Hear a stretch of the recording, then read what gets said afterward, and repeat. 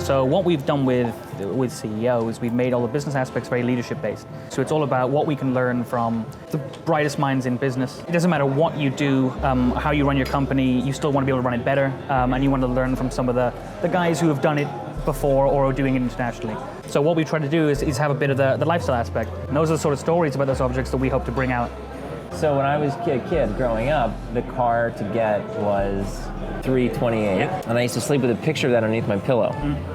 So when I had my first one to drive, and then I went back and I started actually buying choice ones that I really wanted to collect. I recently just went to Ferrari for the first time, and then I drove a race version of a 430 on Ferrari's track. On the actual track, yeah.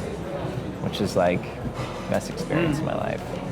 Kind of a lot of what you're doing in the brand that you're building is based off of your own skills. Yeah. So does that not give you kind of a ceiling? You can only grow as much as you can be in a place to lend your skills. I've always compared my dentistry to really famous fashion designers. Giorgio Armani, I'm sure when he first started, was physically tailoring and cutting all of the suits himself. Now, when you go in to buy a suit at Armani, you know he's not sitting there tailoring it, but you know it's under the umbrella of the fabrics that his company has chosen.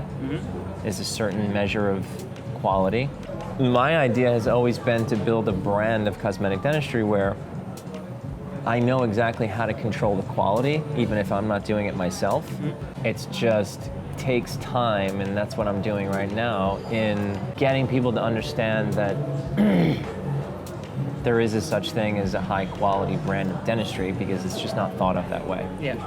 I guess one of the reasons why you're here and the thing you're most famous for coming out here is the royal family. How did that come about? I did this show on VH1, and it was the best of beauty doctors. Okay. I was the only dentist, and it was an hour-long show that ran 40 times between the United States and the UK. Yeah. The royal family of Abu Dhabi was on vacation, where they were holiday in London, and it was on, and they saw it, and they called and came, and we met, and I became very close with them. And they were, and they weren't like, oh, come back and set up a dental clinic. They were just like, you would really love Dubai. You should come see it sometime. I'm sure you would be amazing as a dentist there. I knew it would work, because I knew they had everything here, but they didn't have this type of dentistry. You're spending your time between here and New York. How do you kind of practically get all that done? It's about being really efficient with your time, and also realizing when, sleep's a critical factor. If you don't get sleep, you melt down. Yeah. Like, okay, I have this amount of time to do these things, and then I need to sleep. And it just becomes a level of importance. It kind of trumps everything else. Last question. Let's say that you are to walk out of your clinic tonight. Yep.